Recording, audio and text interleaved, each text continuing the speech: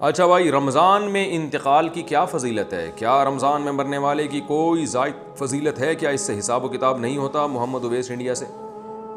بعض روایتوں میں آتا ہے جو جمعے کی رات کو انتقال کرے گا اس سے عذاب قبر نہیں ہوتا، بعض میں آتا ہے جو رمضان میں انتقال کرے گا اس سے عذاب قبر نہیں ہوتا، پھر بعض میں آتا ہے کہ قیامت تک کے لیے ہٹا لیا جاتا ہے، بعض سے پتہ چلتا ہے صرف رمضان میں ہٹایا جاتا ہے۔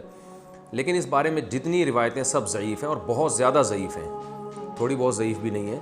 تو بعض علماء نے دیکھا کہ چلو روایتیں ہیں، اللہ کی رحمت سے امید کی جا سکتی ہے کہ بخشش ہو جائے گی، لیکن حقیقت جو ہے نا دلائل کی قوت کی روح سے ان روایتوں میں جان نہیں ہے۔ تو اس لیے جو ہے وہ اللہ تو کی رحمت سے تو دیکھیں کچھ بھی امید لگائی جا سکتی ہے، لیکن اگر ہم اللہ کی طرف منسوب کر کے کہیں اللہ کی طرف یقینی طور پر، تو اسی بات کی نسبت کی جائے گی جو اللہ کے رسول نے کہی ہے، اور جو اللہ کے رسول سے ہم تک صحیح سند کے ساتھ پہنچی ہے اس بات کی نسبت تو کی جائے گی۔ اس کے علاوہ نسبت کرنے میں جو ہے نا میری رائے تو یہ کہ احتیاط سے کام لینا چاہیے۔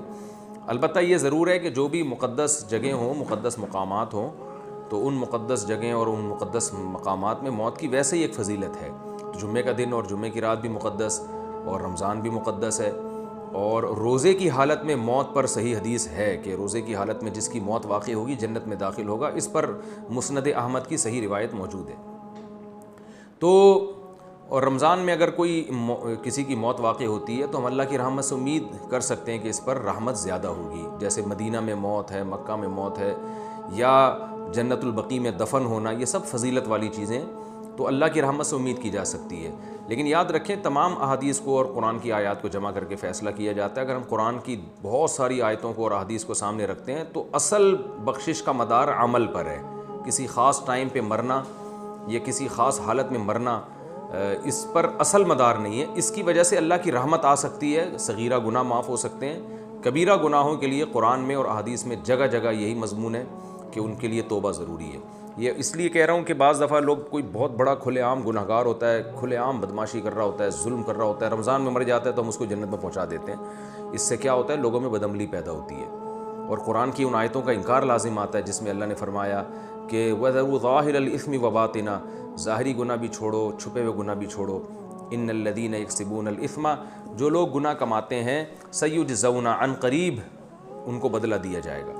تو اللہ نے یہ نہیں کہا جو گناہ کماتے ہیں ان کو سزا ملے گی بشرطے کہ وہ شوال میں فوت ہوں یا رمضان میں نہ ہو، ایسا کچھ نہیں ہے۔ اصل قانون یہی ہے۔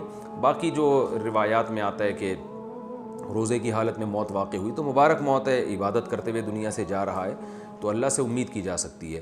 لیکن اصول اور ضابطہ بہرحال یہی ہے کہ جب تک گناہوں سے توبہ نہیں کرے گا بخشش نہیں ہوگی۔ تو اس میں صغیرہ گناہ مراد ہوتے ہیں۔ دخل الجنہ کا مطلب یہ کہ اس کے اگر صغیرہ گناہ جو بہت کثرت سے تھے، رکاوٹ بن رہے تھے، تو اللہ اس کو صغیرہ گناہوں کو معاف کر کے جنت میں داخل کر دے گا، یہ اللہ سے امید ہے۔ تو خلاصہ یہ نکلا کہ روزے کی حالت میں موت اگر ہوتی ہے تو اس کی فضیلت تو صحیح حدیث میں واقع ہوئی ہے۔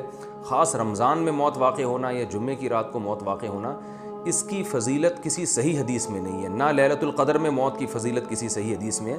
لیکن یہ ویسے شریعت میں ایک بات ثابت ہے کہ فضیلت والے دن یا فضیلت والی رات میں انتقال میں اللہ کی رحمت کی امید کی جا سکتی ہے۔ البتہ بعض علماء دوسری طرف بھی گئے ہیں، تو اختلافی مسئلہ ہے، جس عالم کی رائے زیادہ سمجھ میں آتی ہے اس کو فالو کر لینا چاہیے۔